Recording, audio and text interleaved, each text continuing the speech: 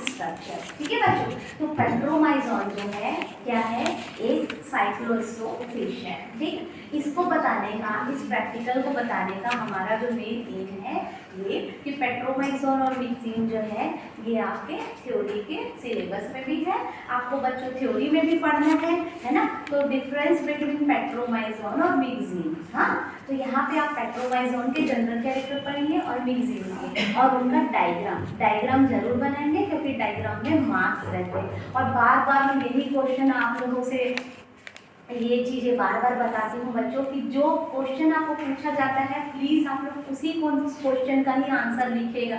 अगर आपको पेट्रोमाइजोन और मिक्सिन पूछा गया है तो पेट्रोमाइजोन और मिक्सिन ही आंसर में लिखेगा।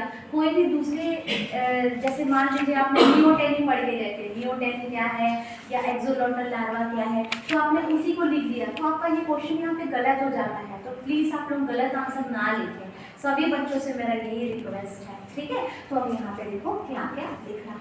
पेट्रोमाइजोन जो है फाइलम क्वाड्रिटा का मेंबर है, क्या है, फाइलम क्वाड्रिटा है ना। फाइलम क्वाड्रिटा का मेंबर कौन है, पेट्रोमाइजोन। यहाँ पे आप देख सकते हैं क्लास है साइक्लोस्टोमेटा है ना। क्लास का नाम क्या है बच्चों, साइक्लोस्टोमेटा है ना। ऑर्डर है पेट्रोमाइजोन, जीनस है पेट्रोमाइजोन। हाँ, अब यहाँ पे ध्यान से देखिएगा इसका एक्सटर्नल फीचर हमें क्या क्या बताता है।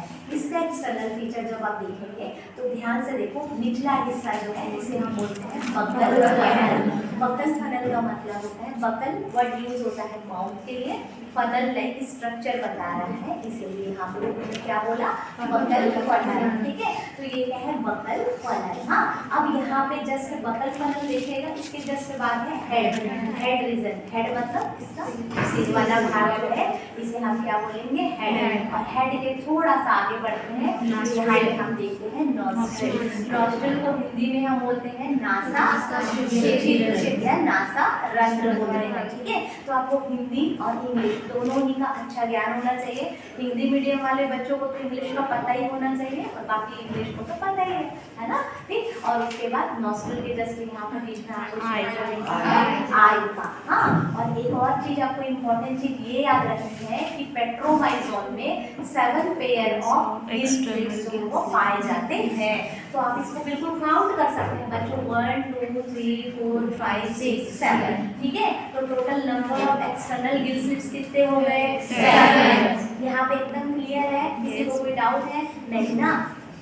अब हम यहाँ पे आई के जस्ट बिहाइंड में या आई के पीछे एक और ऑर्गन लाइन ऑर्गन देखते हैं, इसका नाम है लेटरल लाइन ऑर्गन। ये दिख रहा है बच्चों, थाली नंबर दिख रहा है, ये लेटरल लाइन ऑर्गन है। हो सकता है एक तरह का सेंसरी ऑर्गन है ये, है ना, लेटरल लाइन ऑर्गन। ठीक, अब यहाँ पे आप देखते हैं इसकी बॉडी में और कौन कौन सा स्ट्रक्चर दिखता है। हेड के पास ऑब्वियस आपको क्या दिखेगा, ट्रंक दिखेगा। ट्रंक का मतलब होता है धड़।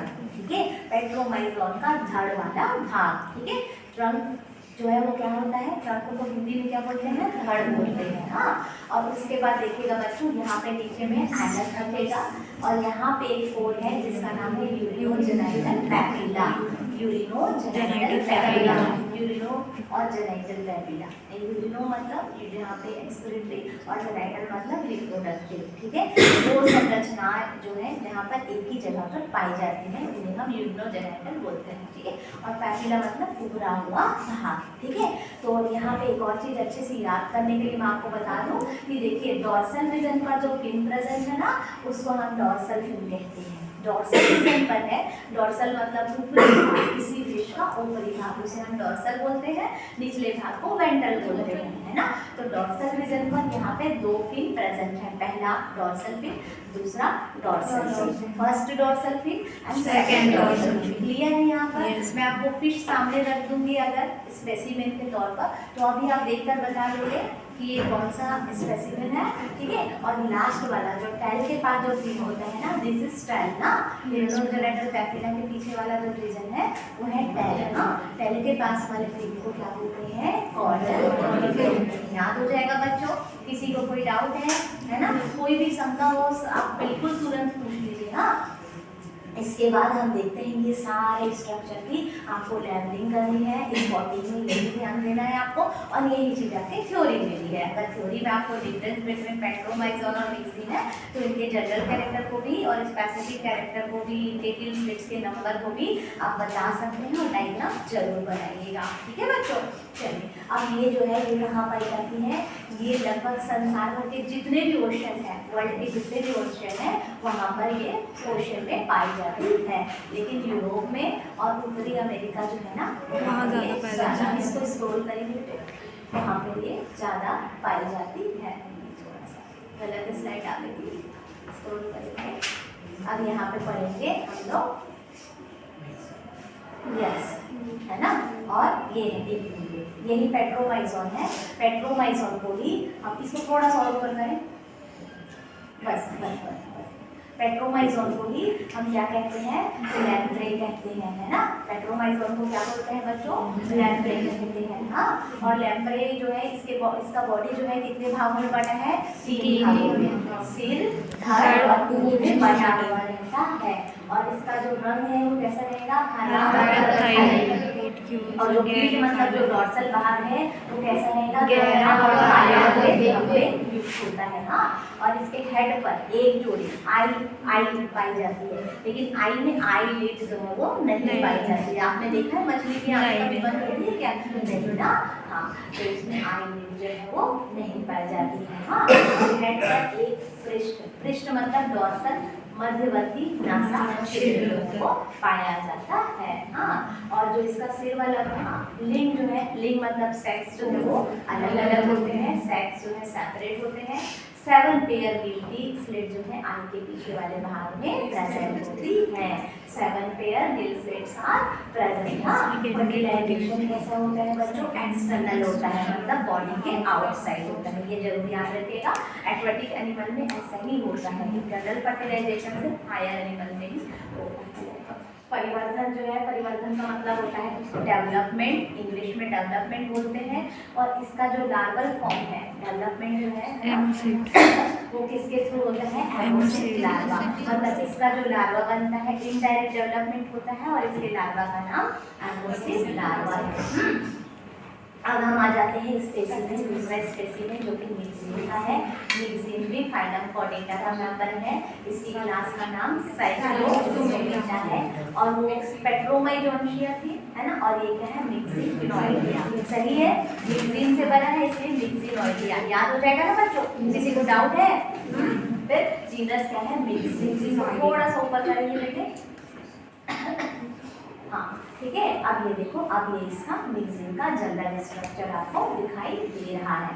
अब यहाँ पे देखिएगा, यहाँ पर जो टेंटिकल है इनको हम बोलते हैं सेंसरी टेंटिकल। यहाँ पर जो टेंटिकल पाए जाते हैं, टेंटिकल को बोलते हैं स्पर्शक, है ना। इन स्पर्शकों को हम क्या बोलते हैं, क्योंकि सेंस को रिसीव करने के लिए इनका जो आई का है देखने का विजन थोड़ा सा कम रहता है एक्चुअली मिक्सिन का, तो यहाँ पे सेंसरी टेंटिकल पाए जाते हैं। नेसल पैसेज के पास में एक अपर्चर है, इसलिए इसको नेसोफेरेंजियल अपर्चर कहेंगे, है ना। और ये उसका हेड है और ये इसका वेस्टिजियल आई है। आई बहुत ज़्यादा डेवलप नहीं होता है मिक्सिन में, और ये बॉटम में ही रहते हैं, 5 पॉइंट पर पैरासाइट के फॉर्म में फीड करते हैं। मरे हुए जो एनिमल्स रहते हैं ना उन पर ये फीड करते हैं, है ना।